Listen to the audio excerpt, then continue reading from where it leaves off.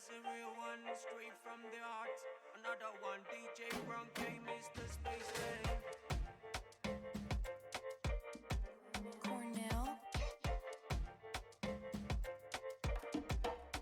Check. Greetings, and welcome to the Out of Noise podcast with your host Stella B and Natnai. Welcome. This is Out of Noise, where we bring our peace to the mic. That's right. So we're hitting trending subjects at the moment, and there's a lot to talk about. What's been happening in the week? Well, actually, when was the last episode? Was it 2 weeks? No, last week. Okay. So basically, we've had the World Cup, or we're having the World Cup. The final is tomorrow. We have the third place today. Was it Morocco versus Croatia? Oh, okay. Yeah, Morocco, they're not in the game anymore. Well, they're in the third place payoff today. But they're not in the game for the winning, are they? No, they were knocked out by the only France. African team that was left. But France is virtually an African team. Basically. You know? We're claiming France because the team is basically Africa, isn't it? I think let's admit there's a couple Europeans in there, but the team is majority African. Yeah, we can safely say they're African team. Has been African since they first won the World Cup in 1998. What do we mean by that? Let's just break that down. Basically, virtually every player in that team is from the continent. African roots. Barring a couple of them, like literally, the minority is European. Yeah, and the politics of that is because of the Franca Phone countries that are on the continent. If you understand the history of colonialism, it's still very much alive. So a lot of these independent nations, countries, so-called, are still very politically attached to the colonizer. And the French, I mean, it's one of the most harsh European countries that still very much have African countries locked into economic turmoil, restraints that benefit France, but obviously at the cost of the people in Africa, the Francophone countries. In a nutshell, 14 Francophone countries contribute to the French economy a tune of $500 billion per year. That last check of that was a couple years ago as well. So I don't know what it is actually now, but that goes to tell you everything that you need to know. And if we dig deeper, then we find out more. In the case of football, the quote superpowers, the economic superpowers, also translates very much onto the football stage.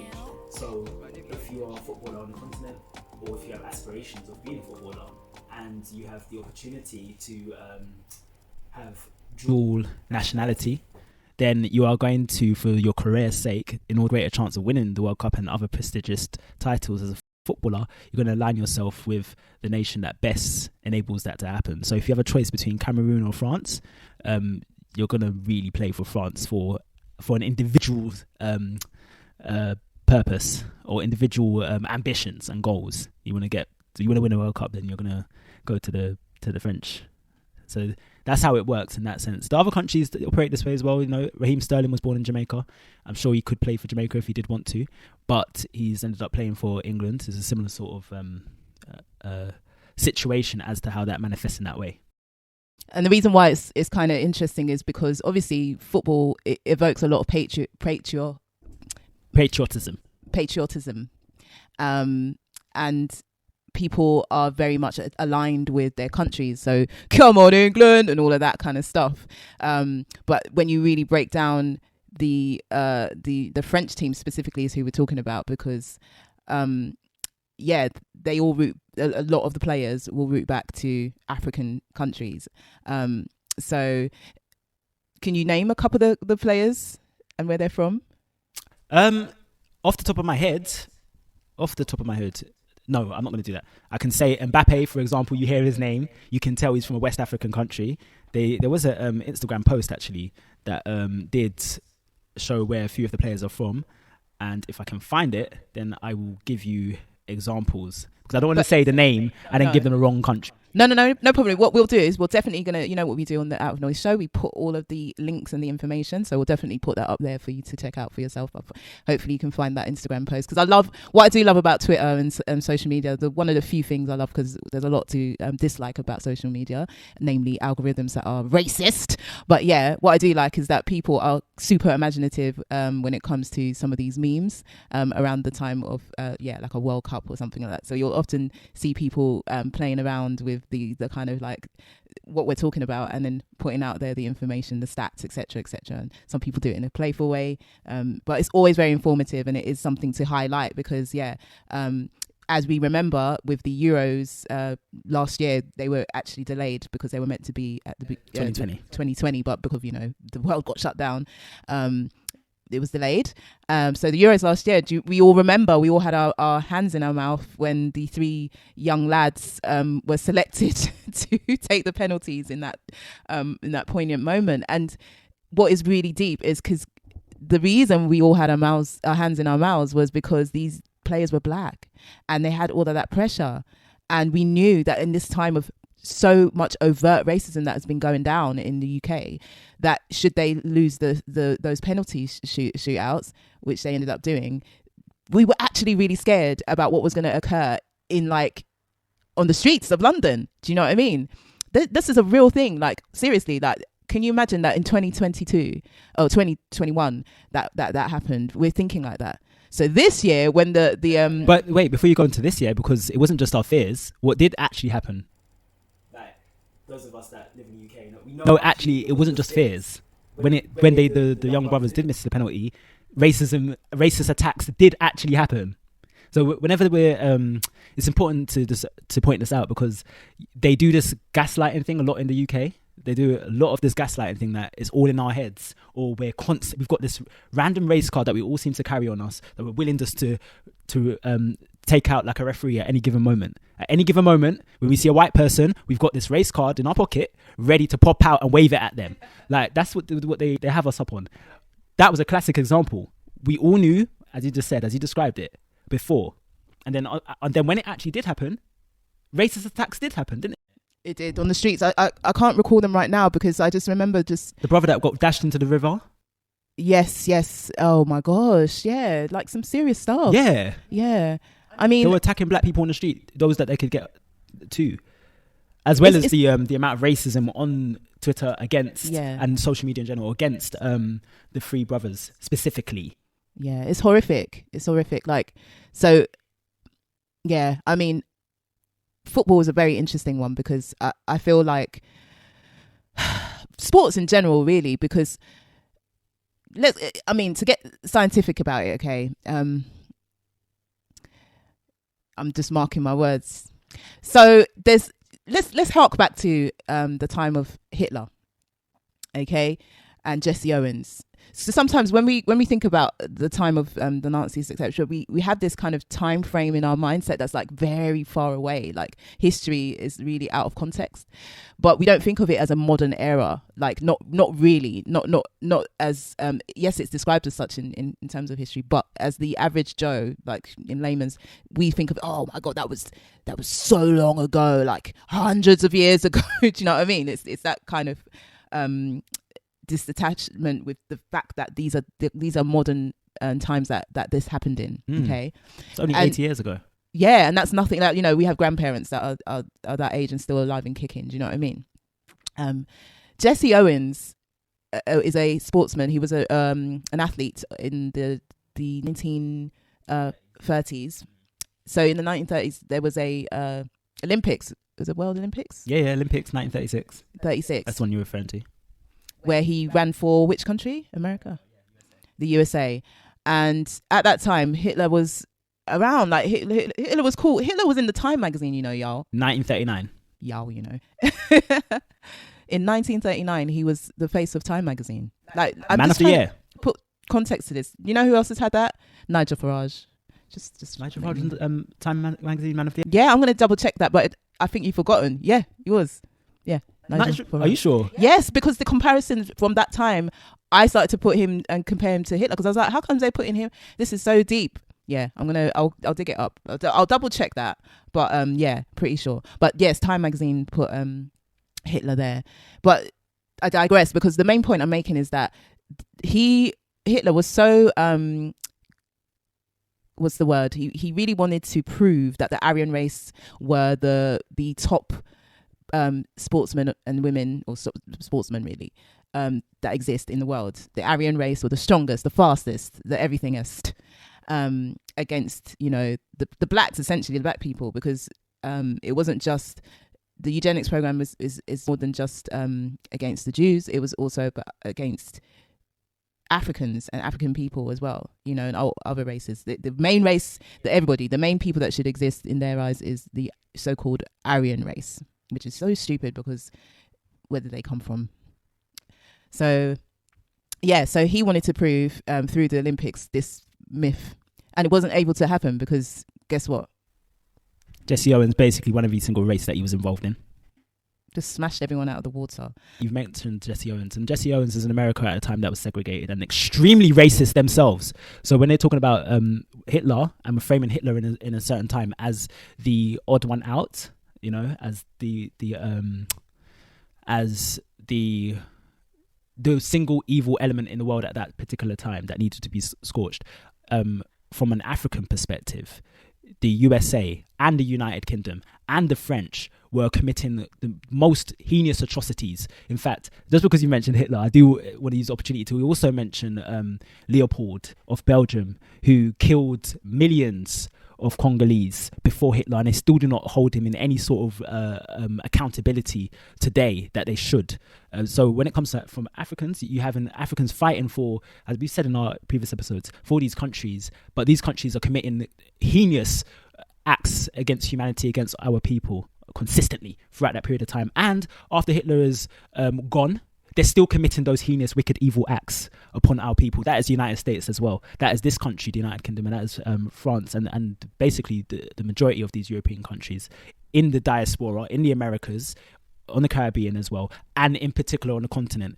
It also should be mentioned that upon the Herero people in Namibia, the Germans did what they did to the Jews there first. Herero people in Namibia. Again, this stuff is hidden from history. But because you mentioned Hitler, I just wanted to say he was not an anomaly. Actually, he was copying the practices of the ones that were so-called opposed to him. Yeah, I think this is a very important point to make. So these thoughts, these kind of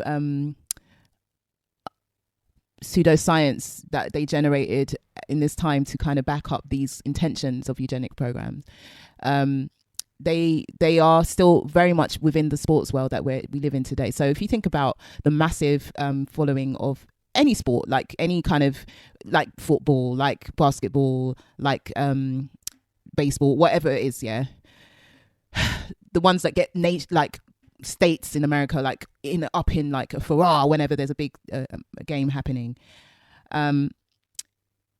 Football specifically, you have a team of players that okay, that is carefully picked by the management, and when it comes to it, like the international games, you know, UK specifically care more about the by specifically you mean England, right? Yeah, England specifically seem to care more about the appearance of the overall look of the team than winning. Yeah. Whereas France seem to have got to a stage where, okay, look, we just want to win. And I think the ethos in France is that every person that is, you know, in France is a Frenchwoman, you know, you're a French person. That's it. They don't think of it in terms of, okay, you're Caribbean English, you're Caribbean French, you're Caribbean this, you're African French. They don't do that. They kind of, once you're become a French person, you're French. So they kind of consume you and then can use you as you are representing France. Doesn't take away from the racism that's there. We know the racism that's there. We know what they're trying to do in that country in terms of just wiping out any culture, and or claiming the culture for themselves, like owning the culture, because the culture is still there. You know, obviously this is what life is. Every mix makes up the new version of what you experience and love, but they just want to call that all French. But yeah, we were discussing how deep that is, weren't we? Just the fact that, okay, England specifically as a country will play players based on the fact that they need to have, you know, a captain that looks a certain type of way. And then let's talk about it. Like, what happened in the end? Like, how did England come out of the World Cup? What actually happened? Well, French knocked them out. The French knocked them out. France knocked them out. This always happens. But it was based on penalties. Harry Kane missed the penalty. Yes. So, but then we literally, I mean, people went nuts on Twitter again. You know, like I said, this is the opportunity for the Twitties, the people to do their thing on Twitter. And it's funny. It's kind of like you laugh, but at the same time, it's really real. Like, hello. Like Swiss on Instagram was making me laugh with like loads of different clips of Harry Kane, like just miss penalty. It's like Harry Kane just as a Miss World beauty pageant things. Like, oh no, that's deep. But there was many like that, like because he missed like in the crucial moment. He got the first one, and Munya, he did a fantastic take on it as well. Did you see that one? Just give me one, fellas. All right. Potential scenarios. Sterling misses the goal, goes into the crowd. Raheem shoots an innocent child. Brilliant. Or Sterling's trigger happy, but make a typo on trigger.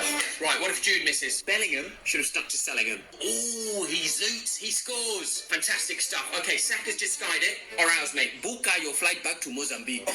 Oh, that is phenomenal. Because that's the thing. So Munya's this comedian, Munya Chihuahua.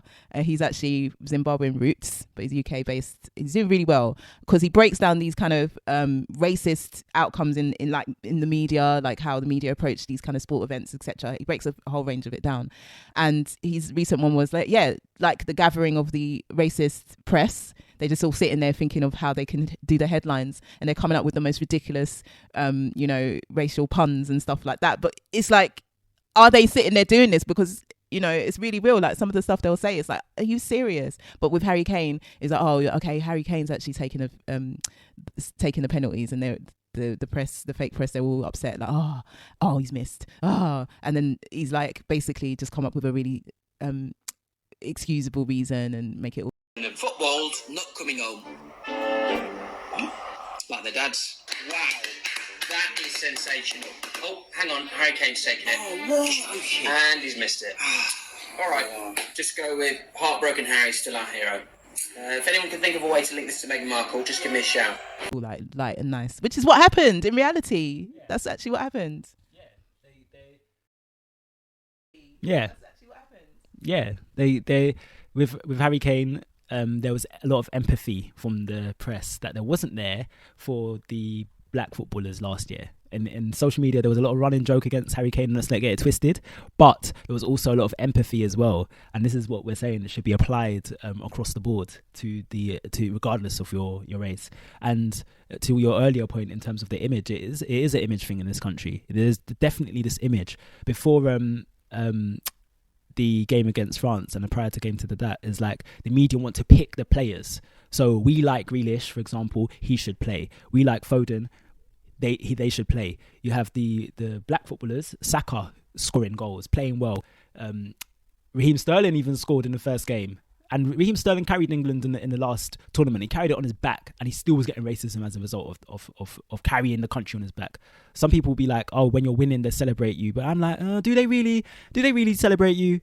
Do they, like, when after the first game when England had scored the 6 goals against Iran, they chose to pick the picture.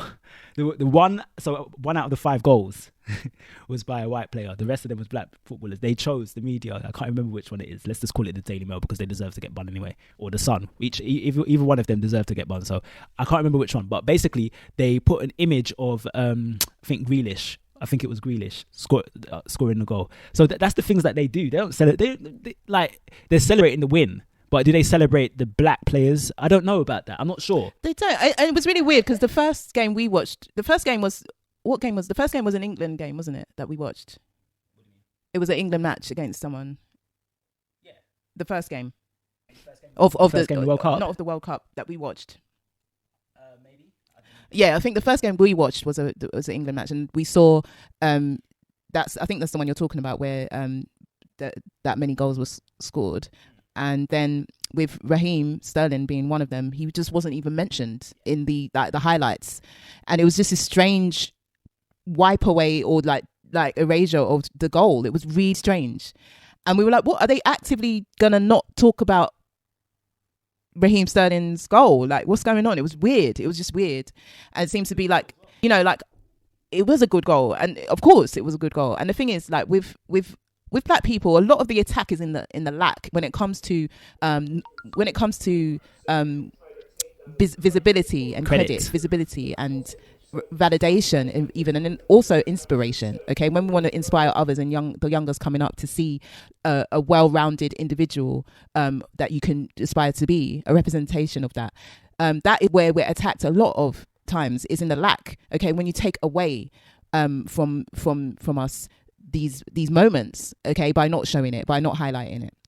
You do that in good press, in bad press. Like, so this is good, this is great, this is celebratory. Where is Raheem Sterling's goal being discussed on the panel out of all of the goals that were scored? It's just really strange. It was like, okay, so now this is what they're trying to do, because they don't want him to be the golden boy. They don't want they don't want it to be about the Raheem Sterling show, like, because everyone knows that he's been the representation for addressing the very racist industry that the football is. Raheem Sterling's name has come up a lot in that sense. So they know that. So they just didn't want to make this about that, it seems. Yeah. Oh, I don't know. Yeah. For whatever reason as well. Like, yeah. Like, and it's just interesting. So when against the United States, it didn't play so well. So then it was like, oh yeah, we've got to play our golden boy. We've got to play Foden, asking other footballers, what do you think about Foden? Da, da, da, all that kind of stuff. Really, Foden and Rashford then played in the final game where they did play well against Wales. Rashford scored 2 goals and Foden scored 1. And it was, the narrative was to play Foden. And it's like, yeah, but Rashford's just scored 2 goals. So Rashford is the one who should be getting played, right? The next game, Rashford starts on the bench, and in the following game, Rashford comes in right at the end. And to finish off with Rashford now, Rashford took a free kick at the very end of the game at the death against France, and he narrowly missed.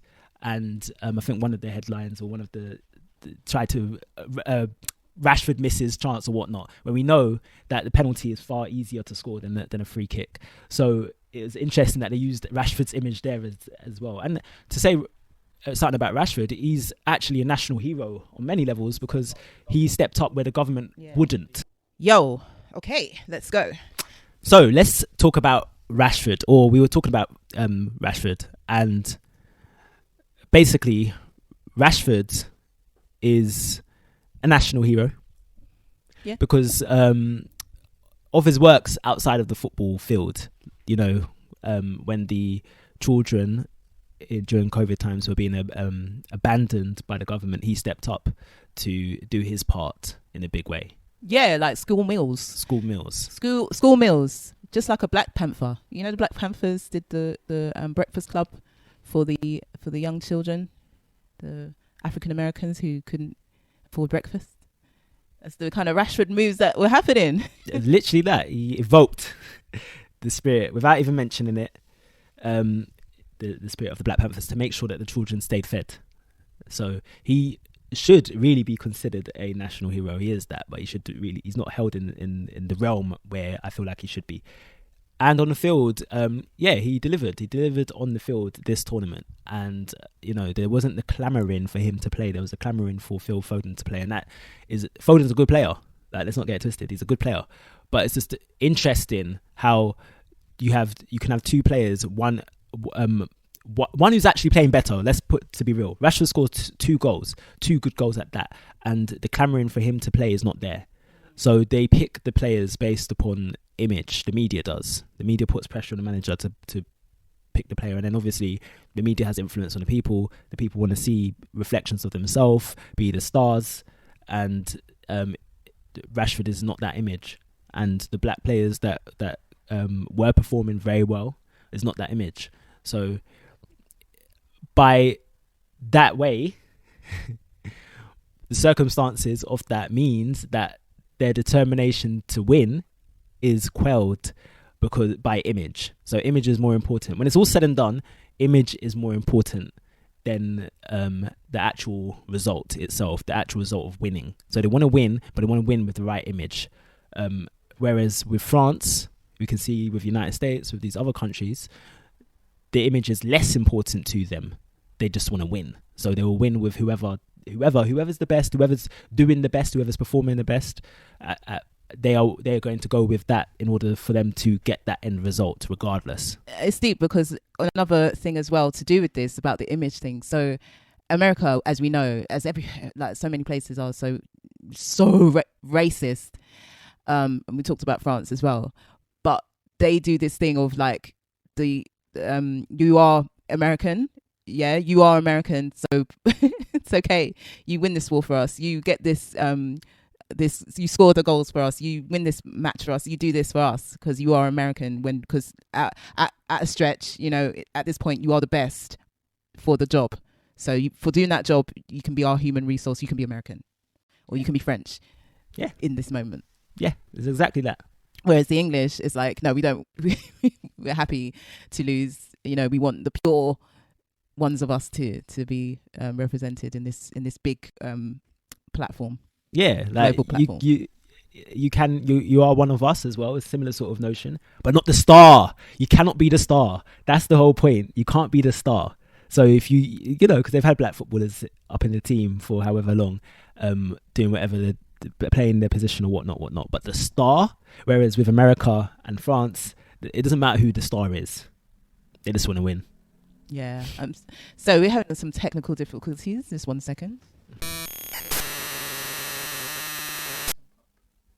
Where's that? Is that advert? Okay, that could be edited out. Yeah. Yeah.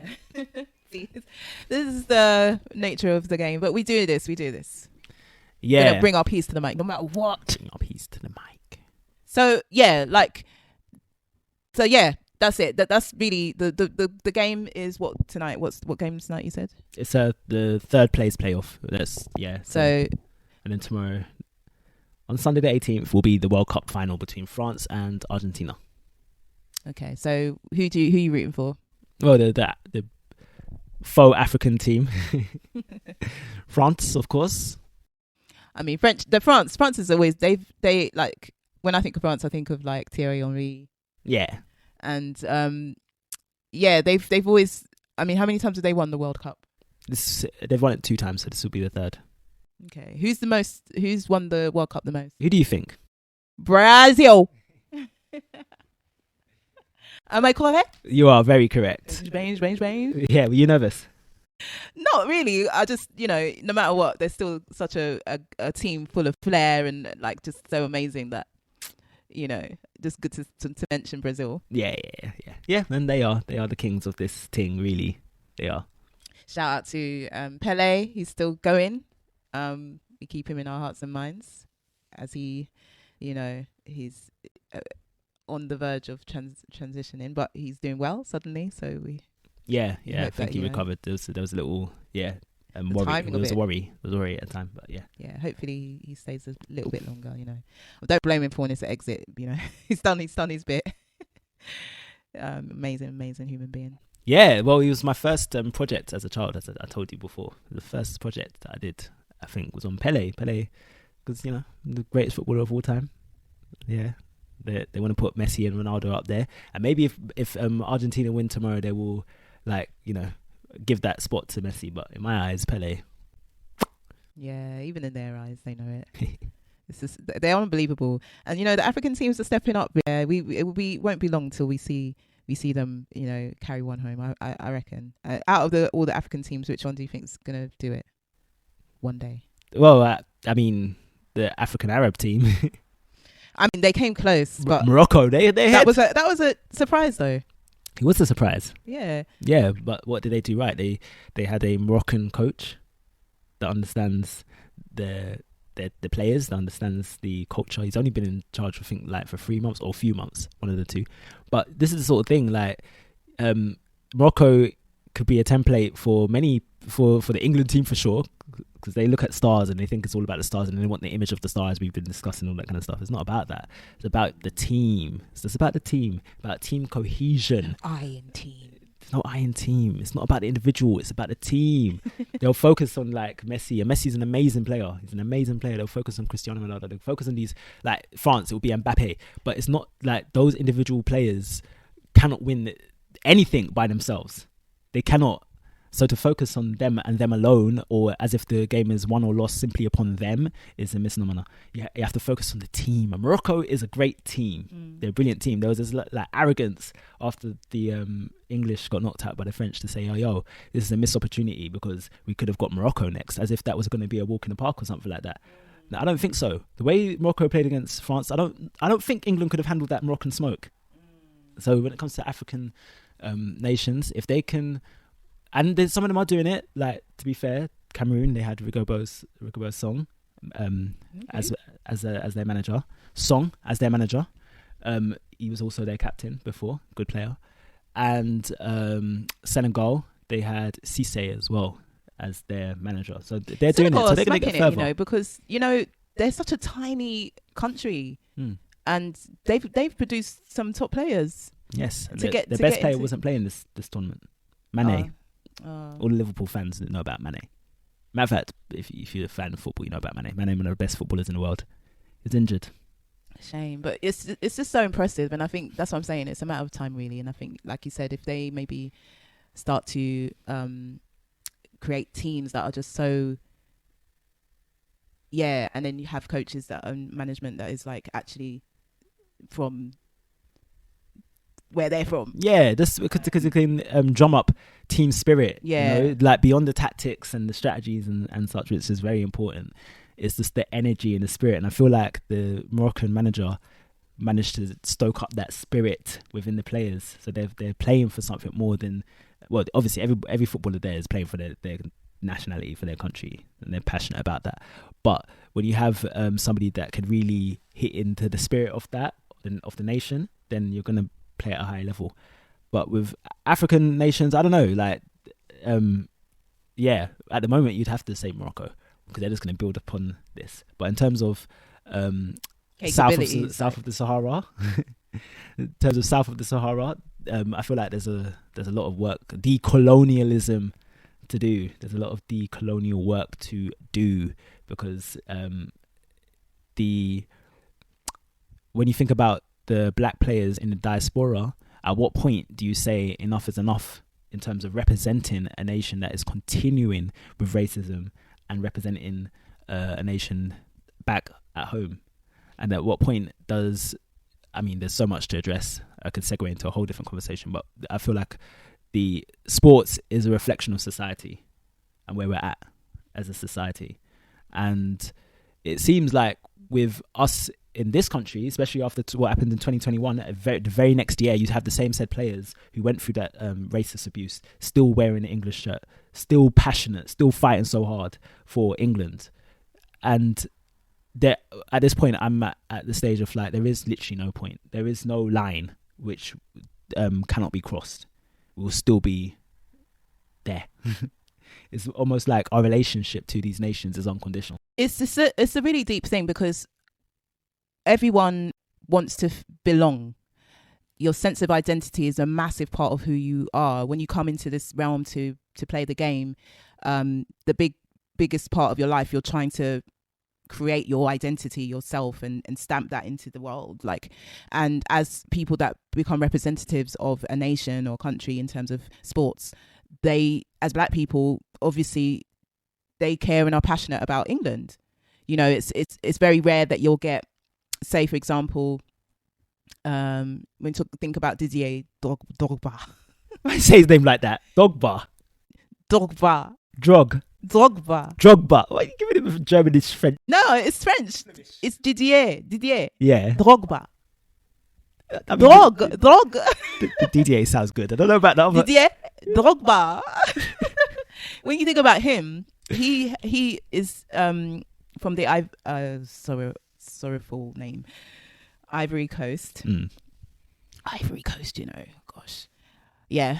And It's a madness. You know, when I you can't wait for us to slowly visit the say it Ivory out. Coast, by the way. Shout out to Voyage to Motherland, which is another show that we do as well. But yeah, When you say it out, it is a madness. it is crazy. The Ivory Coast was the French Côte d'Ivoire. Côte d'Ivoire. Yeah. When you think of him, he represents Côte d'Ivoire. He talks about, you know, he's done a lot for Côte d'Ivoire. He's built hospital, I believe, and done different things that are massive movements and helped politically, etc. Because there's that link to Côte d'Ivoire. Even though he play for some British teams and stuff. Yeah, he's a Chelsea legend. So, but it's still that kind of identity of where you're from, like where your roots, which is fine. But a lot of people here are when they're playing for England in terms of like, it's I'm English, like you know, Ian Wright, for example. I feel like very recently he has been on a mission to really just solidify that he actually is Jamaican. Like recently I see more kind of posts of him kind of, you know, and not only the Jamaican side of him, he seems very like he's getting more cultured or out there, because obviously he's always been probably cultured, but when you think of him as an English man, like in terms of his accent, he's quite cockney, he ain't got the kind of like patois talk to twang to his I mean, it was different in the 90s though. In the 90s we very much saw Ian Wright as a black man. No, we did, but I'm saying he himself, I'm not saying how we took him. He himself, though, he was like, I'm English. Like, I'm like, he had to prove because you're in this kind of war with the racists, like American identity as well, African Americans, this war with the racism and the civil rights movement. And it's like, let me be human. Like, let me prove myself to be human. This is going to be a good segue into emancipation, actually. Because that battle is going on, it's like that's why when you're thinking about, wow, that we can go through anything, and we're still going to be putting on that English shirt and then going to play for England, thinking, you know, like all these people are throwing bananas, or like, you know, I'm playing for England, for goodness sake, because we're still trying to like say, no, I am English. Look at me, I'm English. I was born here. I'm British. You know, I'm British.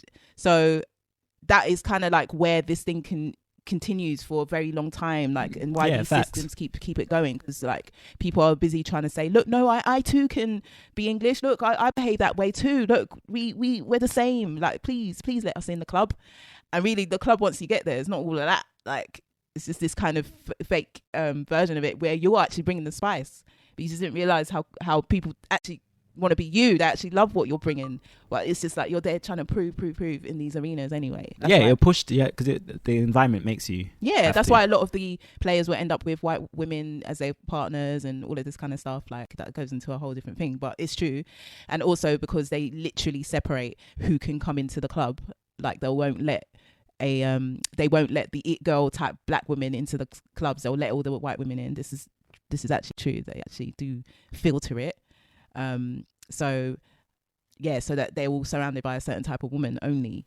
I mean, it's deep, like it's so deep, and the childhood dreams as well, that's a part of it. Like when they're a child, the prestige of in England or French or any of these countries, the prestige of representing that nation is over and above. What you find is, like with Didier, for example, he was born in Ivory Coast and then he moved over to France at 5.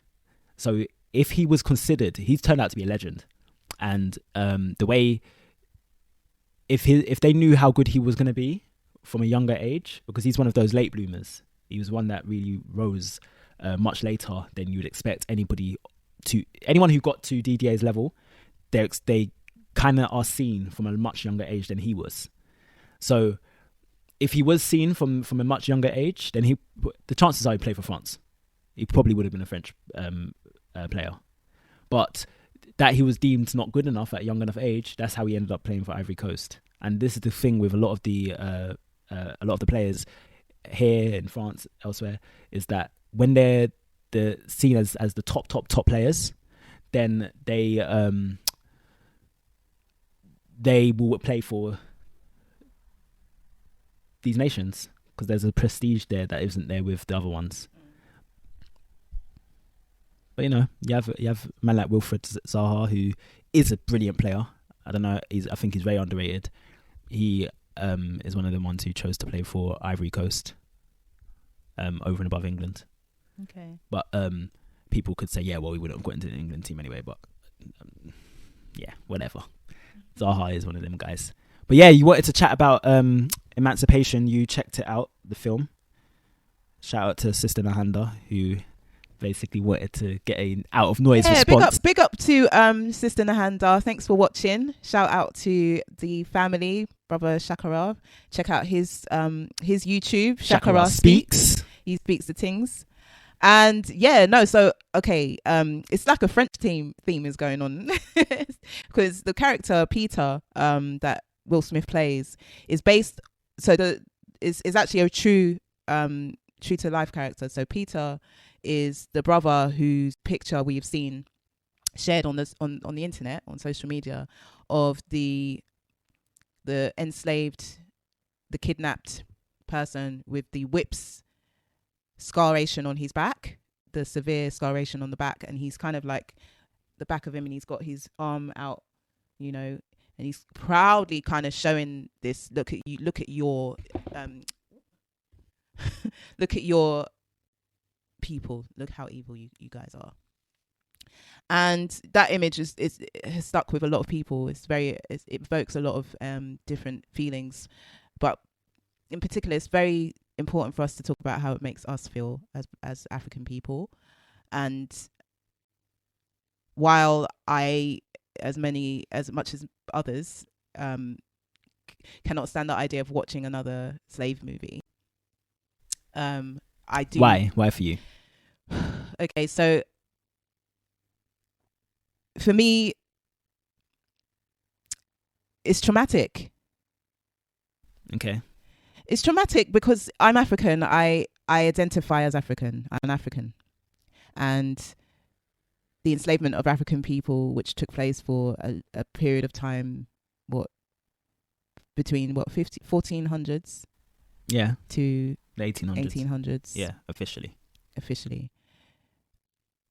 Was full of pain, torture, evil beyond comprehension. And the justice has not been given to our ancestors who went through the physical torment, the abuse, the breaking apart of families, of communities, and the breaking of the African spirit, essentially, which is what that whole period was about, is the breaking of the African spirit, the fight, or the attempt to, because it hasn't worked. The foot has to remain on the neck for the body to stay down, and that's currently what we're living in. So when I'm watching this, all of this, or when I'm watching any movie that is demonstrating this past, I'm thinking of all the injustices that are still continuing today and right now here in the UK, in America, in Brazil, in Africa itself, you know, all around the world where we are, the kind of level of attacks against my people is all kind of captured in the visual display of said slave movie. I think a lot of people feel this way. It's traumatizing to watch it depicted. We know about it. We've seen the first slave movie, the second, the third. And there needs to be some therapy once you come away from watching some of the depictions of some of what these evil, I can't even call them people, like creatures, what they were capable of, what they did, and their belief system, and how much they got away with. It's very torturous to watch. That's how I feel. Yeah, I'm with you. Yeah. So, upon the special request, what did you feel would be, or how? What's my question? My question is basically, what were your expectations of Emancipation? Because you rate Will Smith, so you have an expectation of him in terms of that he won't misrepresent us, right? So were you hopeful that this would show a different element to the previous sort of enslavement films? Yeah, I was hopeful that, okay, there's going to be something. When he spoke to Willow, when he spoke to his daughter, she said to him, we don't need when he was thinking about considering the script, and she said, we need another slave movie, Dad? And he said, well, this isn't a slave movie, this is a freedom movie. And so that stayed with me. That was the interview with Trevor Noah, okay? And I was like, okay, there must be a reason why he's been drawn to doing this, because we're in a time where we don't need to only see us in a weak position. And Peter, it turns out, as a human being, as that character, did show a lot of humanity, defiance, rebellion, masculinity, and just as well as showing a nurturing and caring side. He was someone that didn't have that had no fear. The only fear he had was for God, his creator. That's what he believed. He believed it to be temporary what he was in, and that's what you got from watching it. I knew that I that message is what I believe Will wants people to take away. There's a bit in the movie, spoiler alert. There's a bit in the movie where the guy that's chasing him throughout, the relentless, I need a name for these ones. Like, they've got the N-word. We need a name for these guys, man.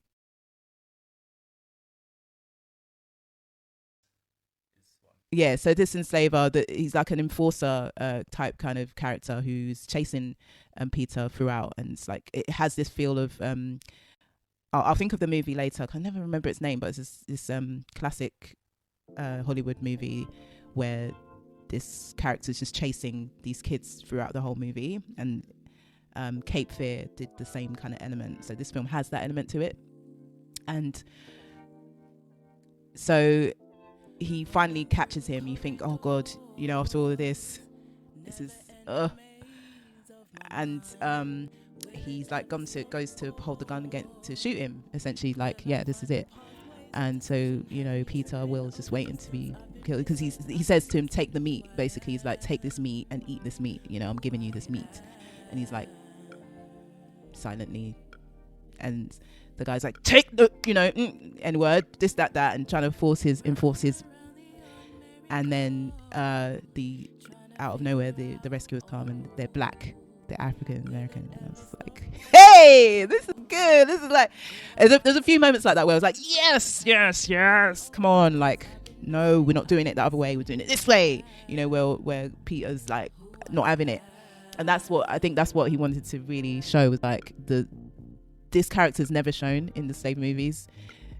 They tried, Django Unchained was the piss take version of it, and still the white guy still was the rescuer, but that's not the case here. So not on a visual level, at least, because on the other level it is like Lincoln is the reason. But yeah, so he's like, take the meat, and then like Peter's like, no, just shoot me then, brother, just do it.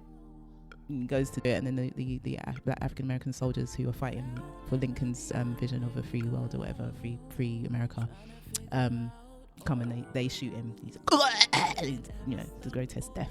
I'm like, yeah.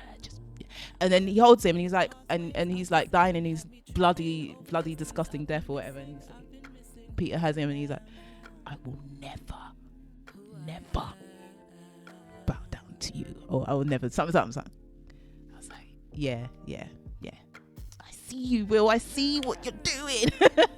I'm for it. But that aside, could I have done without watching certain scenes or having certain images that are still in my head right now that I need to unpick? Yes, that is the answer. I could have done without it. The harsh reality of these situations depicted, seeing our people treated so abhorrently, so inhumanely, it's like hell. It doesn't do anything to expand the soul at all. But there is a space for these movies, because the fact that we want to okay the N-word and like get over it, and like, we are N-words, we are bitches and this and that, is kind of like, you need to watch this film, bruv. Like, you need to watch it. Like, I've seen it, I'm traumatized, and I know why. I need to work on spiritual. But you guys, you guys that was just like, yeah, N-word this and bitches that, it's no big deal. But white people can say it, and that, like, they need to watch this film. They need to understand, and they need to keep being reminded of that history, as to why people get so emotional about that word. Why the N what's they called, the NACCP? No, the NACCP. they literally buried the word. They buried the word that literally in 2008.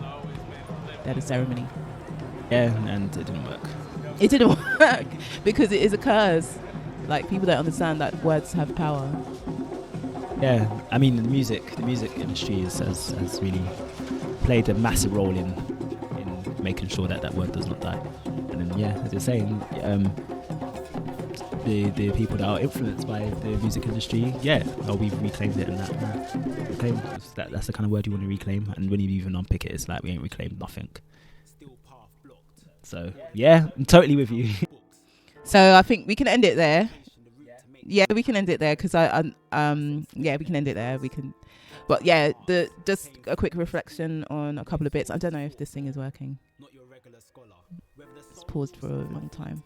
Oh, okay.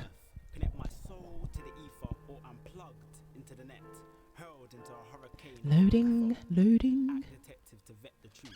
All right, let's see if we have to end it. If we have to redo it, we redo it.